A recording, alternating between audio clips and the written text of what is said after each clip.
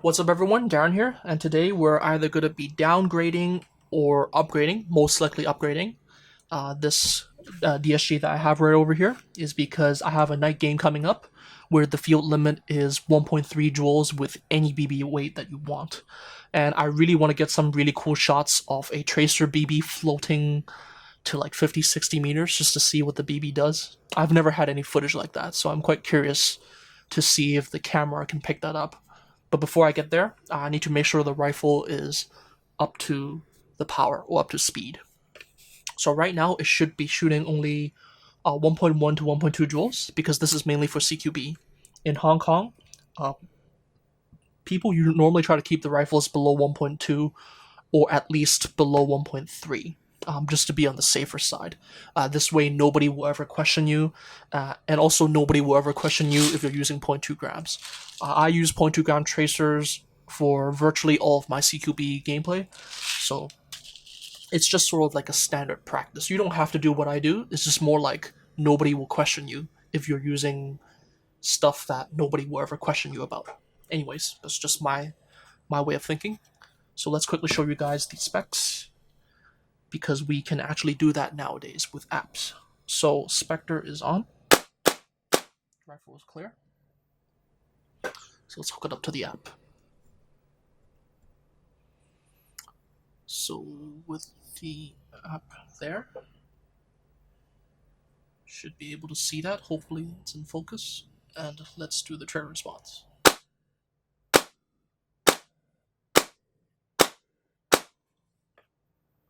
So that's basically all you really need to see. It's below 20 milliseconds. And yeah, there's no history, unfortunately. Okay.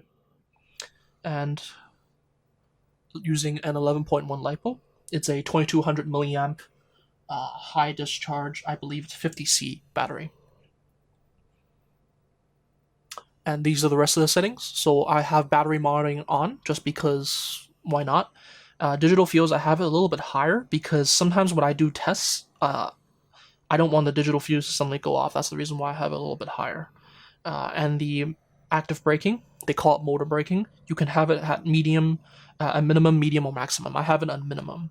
The reason why is because if I have it on minimum, and if the pre-cocking is set to 10 milliseconds, it seems to work quite reliably. So that's the reason why I use this particular configuration.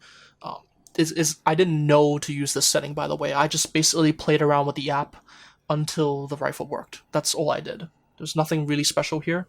And there's so many settings that you can go through. For example, once you go to medium, you actually have 5 all the way to 70 to play around with. So, sorry, I'm going to set it back to 10 because it's at 10. Oh, by the way, after you do that, you actually have to hit transmit. So it doesn't automatically become 70 after I do this. It doesn't do that until I hit transmit. So if I hit 5 milliseconds, it will actually start destabilizing. So that's the reason why I leave it at 10. And since this is a game that's semi-only, I have everything locked to semi, just to be on the safer side. I think this rifle only shoots like 50 rounds per second or something like that, so it doesn't really matter anyways because no one's gonna let you use it. Especially in Hong Kong, because there's not a whole lot of auto games nowadays.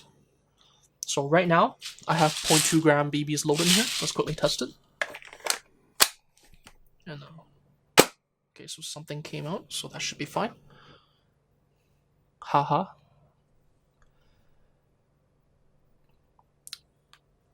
You know, it's funny how we can do everything on an app nowadays. Is my tracer on? I'm actually not for sure if it's on. So right now, I'm going to set it to 0.2 grams. Oh, sorry. Speed. There we go.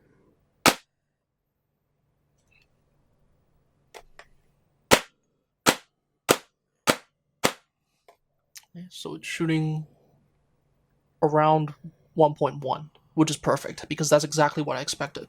So basically 350 FPS and the meters per second is 108.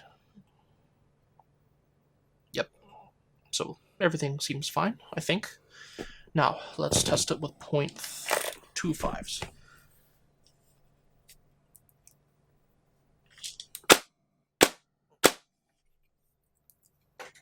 so the rifle is clear. Let me quickly load up some .25s.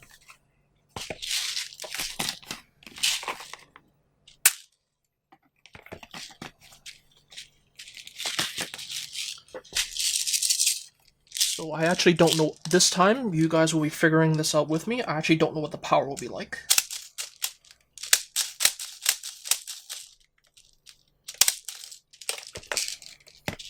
So we'll see what happens.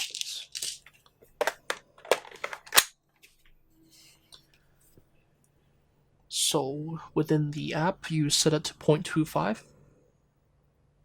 So I'm just gonna keep this history here so that we can refer back to it.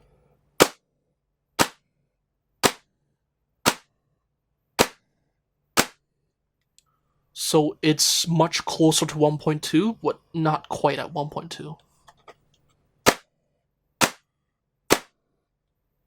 Right, so that's, so you can, one more. So you can see all that history there. So this, starting from 8 to 3, this is 0.2 grams. And then starting here to here, this is all with 0.25 grams. So you can see, oh, it changed the power. So let me change that. So if it's 0.2, oh, it doesn't automatically change it. Okay, so it didn't do that. Okay. I didn't know that's what the app does. My bad. But anyways, you can actually just tell from the power, from the speed at 350, the 350 and 340 ones. Those are the 0.2 gram BBs, and the 320 to 310. These are all the 0.25 gram tracer BBs. So it's basically around 1.2 ish. Not quite there, but a little bit inconsistent actually.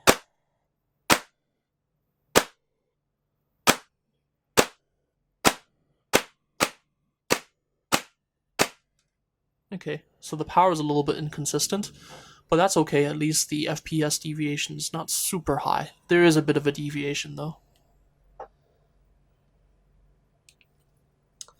So the whole point of today is just to see if we can improve that, or bring that closer to something a little bit more predictable.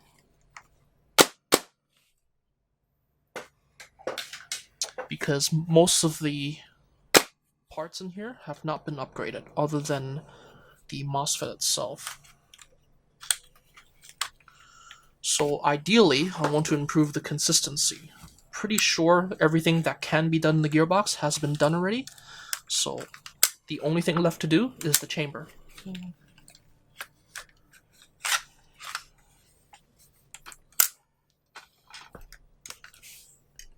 And maybe I'll upgrade the VFC nozzle. It's still using the stock nozzle at the moment, because it seemed to be fine. So this is my setup for my hop-upper at the moment. This is an absolute pain to get off. And I have some masking tape over here, and the reason why is because if some of the older VFCs doesn't have a tight barrel, it actually has the inside barrel over here is actually too wide. So it actually still uses the spacer method that it used to come with. In case if you guys don't know what I'm talking about, because these rifles are not being sold anymore. They're too old, and they're too out of date. That is a spacer. Can you see that? You see it looks like there's like a two-part in there? That's the plot. It's a plastic spacer. From it came like this, by the way. So that's the reason why I had to add some stuff to make sure it's tight enough, which I might have to do that again later. It really depends on how this goes.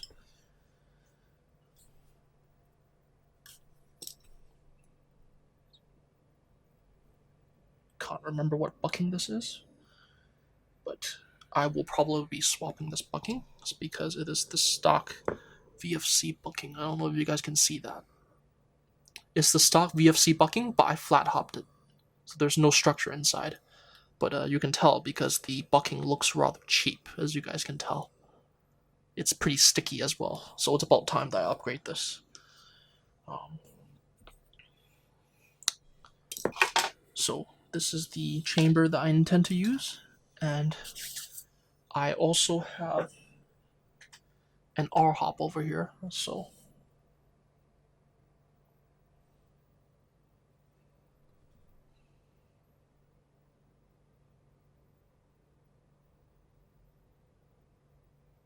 sorry, I'm moving the patch a little bit, but you can see that it's almost a perfect fit. It's actually made by a friend of mine who made a whole bunch of R hop patches. We'll see.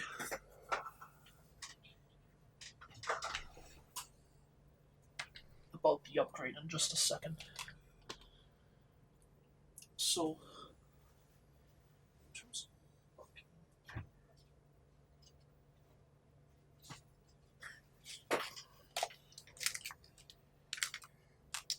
sorry if this ends up being a long video. It's sort of hard to prepare. And I guess I'll just use this for now. So this is, I can't remember what bucking this is. I think this is an element bucking. So I fouled out the inside of the element bucking. Should be fine. So let's just use that to see what happens.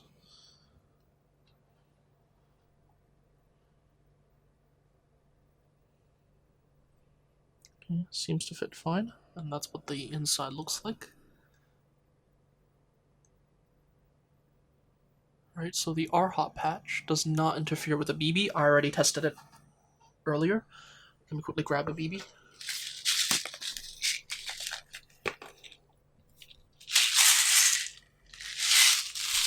In case if you guys don't know what I mean, because there's no tension on the R-hop right now, so the BB should just pop right through. Great, just drops right through. So the bucking lips does hold the BB a little bit. I'm not so sure if the bucking lips is too long. I'm not sure about that yet, because this is the first time I'm doing this install. So we'll see how that goes.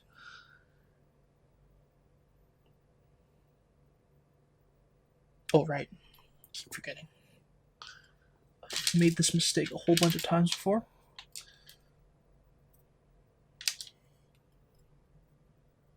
Max Model Products gives you like an O-ring, and they also give you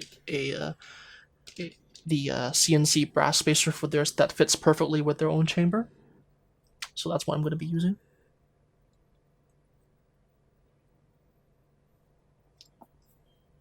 Right, no point of forgetting about the R-hop patch again.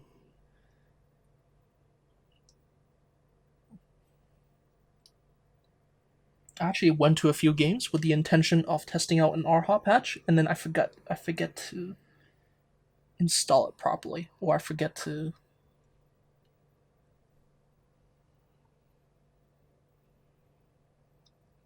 do everything properly. You should probably glue down your R-hop patch. I'm not going to do it right now, because the whole point is just to quickly test if everything is okay. Or if it's just because the gearbox is like leaking air somewhere. Or if I didn't do a good job with the air seal. It could be that as well.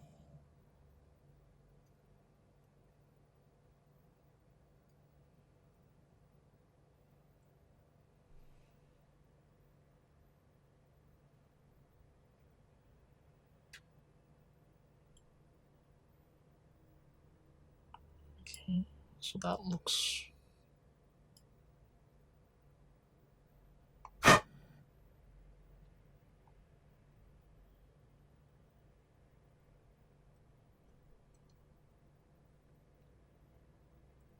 Just to make sure that the R-hop patch is sitting properly for now, so I can quickly test this as fast as I can. And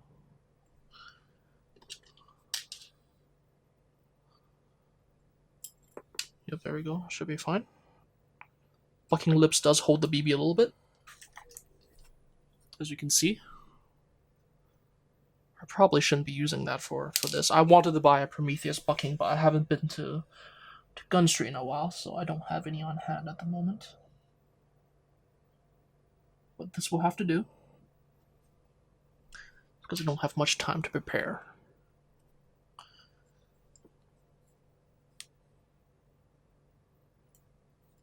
So it has a notch for the barrel as well. So everything should be perfectly aligned.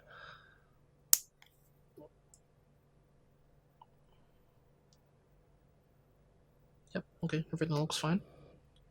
And the O-ring prevents the spacer from going out, so it fits perfectly, fits snug. And I'm just going to use their thing. Oh, actually, it just occurred to me. This probably won't work anymore. Because the barrel can't support it. Or can it? I'm actually not so sure. You know what? I'm just going to leave it like this for now. This is not a proper test by any means. But that's okay. We just want to see if the power will go up at all. Or move at all. So this is their CNC R-hop tensioner.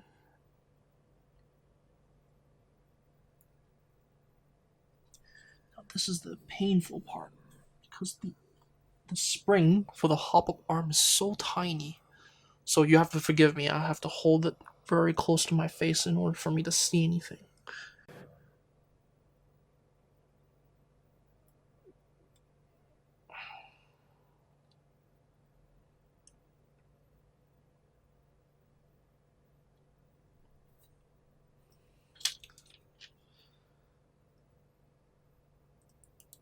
Everything is just so small. I swear, Max models, these chambers, they're probably assembled by dwarfs. Every component is so small. Except for the dial, of course.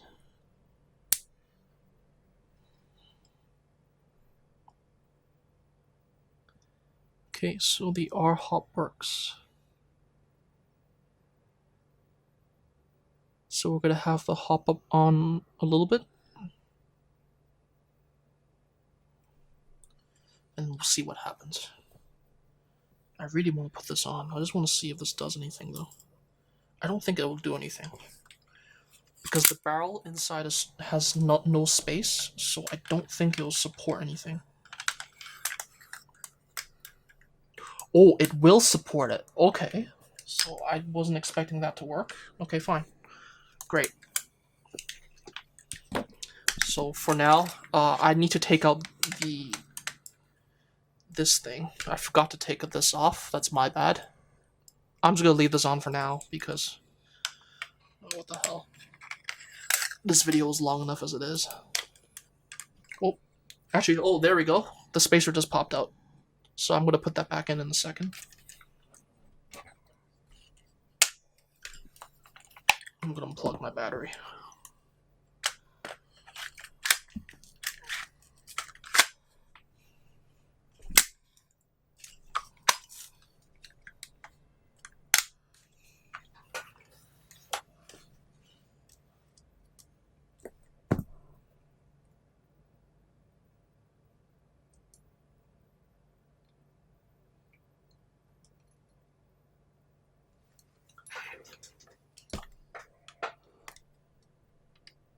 Put spacer back on, and then put the tracer back on. I forget how many millimeters can you have the barrel stick out, but Max Model Products has a, the Ace Tech tracer has a spec sheet for that, I think.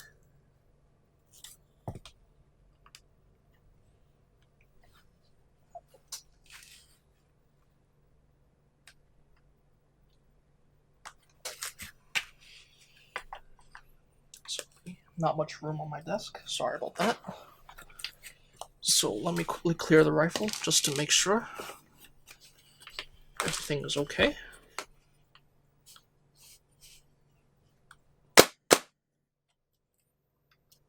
Let me make sure the tracer is on. Yep, it's on. So let's load up more BBs.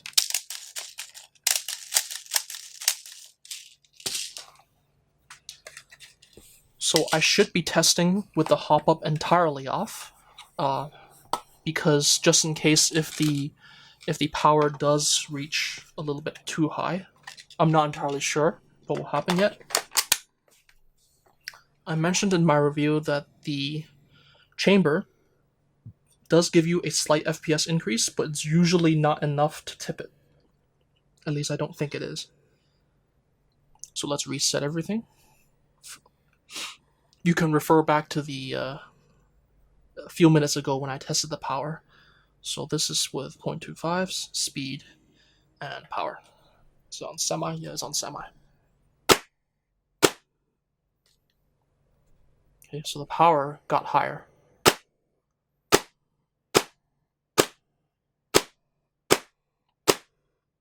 You'll also notice that the FPS is a little bit more consistent.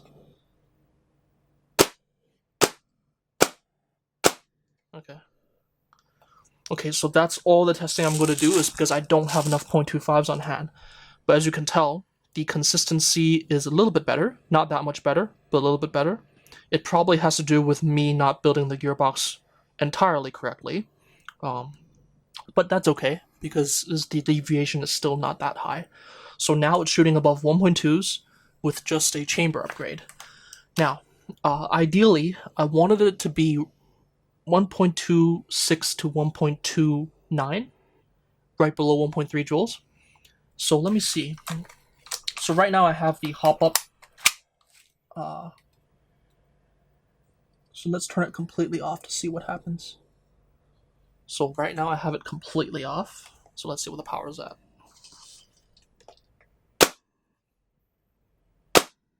Oh, right, sorry. I'll just do a few more rounds of testing. I don't have that much tracer BBs for the night game. It's because I only have one bottle or two.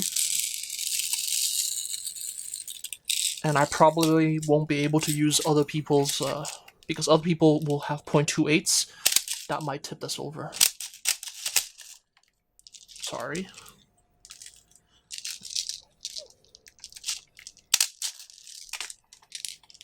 I might accidentally tip the power over if I use 0.28 grams. So we're just going to stick to 0.2s, 0.25s. I really hope other people go to the game have 0.25s. So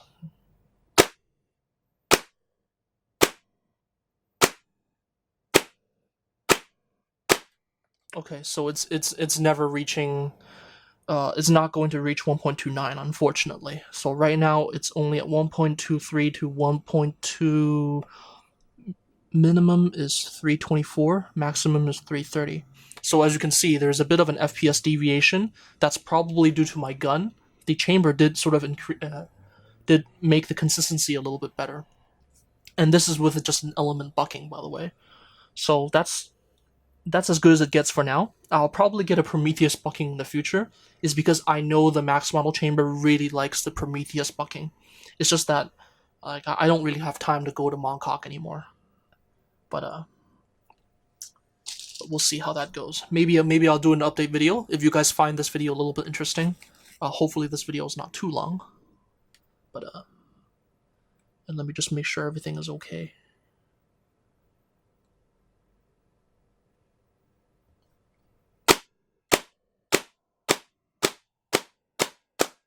Yep, okay. Everything seems to be okay. So I'm all ready for the game.